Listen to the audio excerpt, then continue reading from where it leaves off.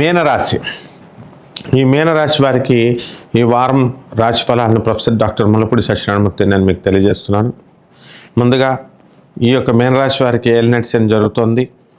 మరి ఈ మీనరాశి వారికి గ్రహాలు ఏ రాశుల్లో ఉన్నాయో మనం చూద్దాం. శని వక్రించి చక్కగా కుంభరాశిలో, కుజ గురులు మనకి మీనరాశిలో, రాహు మీనరాశిలో, కుజగురులు వృషభ రాశిలో, రవి శుక్రులు మరి కర్కాటక రాశిలో, బుధుడు సింహరాశిలో, కేతువు కన్యా రాశిలో ఉండడం అనేటటువంటిది జరుగుతుంది. కాబట్టి ఈ ఏలినాటి శని జరుగుతోంది కాబట్టి మీనరాశి వారందరికీ కూడా వృత్తి, వ్యాపార, ఉద్యోగ విషయాల్లో వర్క్లోడ్ బాగా పెరుగుతుంది. ఎంత సమర్థవంతంగా వీళ్ళు పని చేసుకున్నప్పటికీ కూడా మెంటల్ టెన్షన్ అనేటటువంటిది ఉంటుంది. వర్క్ లోడ్ని మీకు అధికంగా ఉంటుంది. ఒక టీం వర్క్తో మీరు ఒక వర్క్ చేస్తున్నప్పుడు మీకు వ్యక్తిగతంగా మీకు పేరు అంత కష్టపడినప్పటికీ కూడా పేరు రాకపోవడం అనేటటువంటిది మీకు మనస్తాపాన్ని కలగజేస్తుంది. ఈ వారంలో ఇల్లు కొనాలండి అనుకునేటటువంటి వాళ్ళు కొనుక్కోగలుగుతారు. స్థలాలు కొనాలండి అనుకునేటటువంటి వాళ్ళు రిజిస్ట్రేషన్లు చేసుకోగలుగుతారు. ఈ యొక్క రెగ్యులర్ ట్రాన్స్ఫర్స్ అనేటటువంటిది ఉద్యోగస్తుల్లో కనబడుతుంది ఎక్కువగా. అయితే వృత్తి, వ్యాపార, ఉద్యోగ విషయాల్లో చాలా బాగుంది. జీవిత భాగస్వామి విషయంలో అనారోగ్యానికి గురయ్యేటటువంటి అవకాశాలు ఉన్నాయి. కాబట్టి వాళ్ళకి ఏమవుతుందో అనేటటువంటి భయాందోళనలతో మీరంతా కూడా ఉండడం అనేటటువంటిది జరుగుతుంది. ఇక ఫ్యామిలీ మెంబర్సు, తర్వాత జీవిత భాగస్వాములతో, వ్యాపార భాగస్వాములతో మీరంతా కూడా ఈ యొక్క ఒత్తిడి అనేటటువంటిది బాగుంటుంది. మరి ఫ్యామిలీ మెంబర్స్ అంతా కూడా మిమ్మల్ని అడిగి మీకు పనులు చేయడం లేదు అనేటటువంటి ధోరణి అనేటటువంటి దీంతో మీరు ఉంటారు.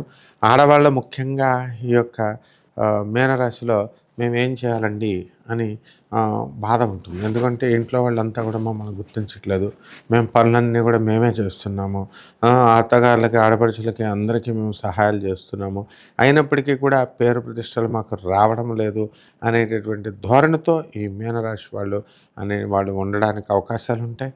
అయితే కాస్త పని ఒత్తిడి పెరిగినా సరే వెంటనే తట్టుకోలేడనమాట.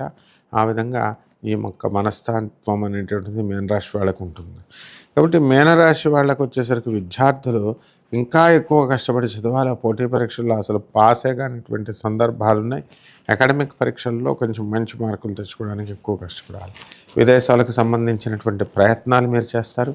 ఆ ప్రయత్నాలన్నీ కూడా సక్సెస్ అవ్వడానికి మీకు అవకాశాలు ఉంటాయి. చక్కగా ప్రతి పనిలో కూడా ఏదో ఒక సృజనాత్మకత, ఒక నవ్యతని మీరు తీసుకొచ్చి చూపించాలి అనేటటువంటి మీ బ్రాండ్ మీరు వేసుకోవాలి అనేటటువంటి ప్రయత్నాలు మీరు చేయడం అనేటటువంటివి జరుగుతాయి.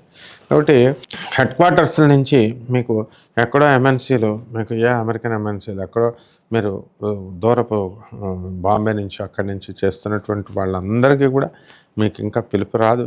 మరి పిలుపు వచ్చి ఆఫీసులోనే చేయమంటే మరి చాలా చక్కగా ఉంటుంది. కానీ ఆ అవకాశం లేకుండా మరి ప్రభుత్వం అంతా కూడా ఏదో రకంగా తమ నిర్ణయాలు వాళ్ళు తీసుకోవడం మీకు ఆశ్చర్యాన్ని కలగజేస్తూ ఉంటుంది.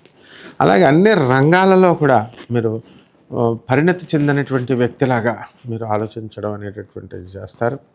ఇక వ్యాపారాలన్నీ కూడా బ్రహ్మాండంగా చేస్తారు. అపర ధాన్యాలు, కూరగాయలు, ఉల్లిపాయలు హోల్సేల్ వ్యాపారము, పచ్చళ్ళు హోల్సేల్ వ్యాపారము, ఇవన్నీ కూడా ఎంతో చక్కటి అవకాశాలు ఉన్నాయి. అలాగే మనకి దశమహావిద్యల్లో ఒకటైనటువంటి కమలాత్మిక అమ్మవారి యొక్క హోమము మీ ఇళ్లలో జరిపించుకోవడం ద్వారా బ్రహ్మాండంగా ఉంటుంది. ఆ తర్వాత ఈ యొక్క మీనరాశి వాళ్ళకి చక్కగా ప్రతి పనిలో కూడా సంతోషంగా ఉండడానికి, ఏదైనా సరే పని ఆగకుండా ముందుకు వెళ్ళిపోవడం కోసం మీరు కొన్ని రెమెడీస్ చేయాల్సినటువంటి అవసరం ఉంది. ఆ రెమెడీస్ ఏంటంటే శని జపం చేయండి, శని స్తోత్రాలు చదవండి, శనికి కిలోంపావు నల్ల నువ్వులు, నల్లని వస్త్రాన్ని పేద బ్రాహ్మణులకు ఇచ్చి శనివారం నాడు కరెక్ట్గా ఉదయం 8 గంటలకు దానం చేయండి. ఈ విధంగా కనుక మనం చేసినట్లయితే బ్రహ్మాండంగా ఉంటుంది. ఆ తర్వాత ఈ యొక్క వర్క్ విషయంలో కాంప్రమైజ్ కాకుండా మరి రియల్టర్సు, మరి ఈ యొక్క కన్స్ట్రక్షన్ కంపెనీ వాళ్ళు ఎవరైతే ఉన్నారో అటువంటి వాళ్ళంతా కూడా బ్రహ్మాండంగా మీరు లాభాలు అనేటటువంటివి తెస్తారు.